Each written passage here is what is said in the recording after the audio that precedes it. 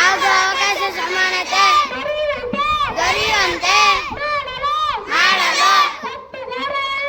ವ್ಯಕ್ತಿ ಗೌರವವನ್ನು ರಾಷ್ಟ್ರದ ಏಕತೆಯನ್ನು ಹಾಗೂ ಅಖಂಡತೆಯನ್ನು ಸುನಿಶ್ಚಿತಗೊಳಿಸಿ ಅವರಲ್ಲಿ ಮಾತು ಭಾವನೆಯನ್ನು ಶುದ್ಧೀಕರಿಸಲು ಸದಾಪೂರ್ವಕ ಸಂಕಲ್ಪ ಮಾಡಿದವರಾಗಿ ನಮ್ಮ ಸಂವಿಧಾನ ಸಭೆಯಲ್ಲಿ 1949ನೇ ಇಸವಿ ತಿಂಗಳ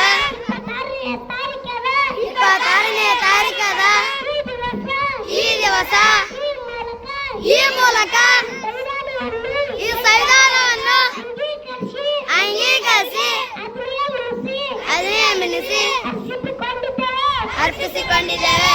ಜೈ ಜೈ ಭಾರತ್.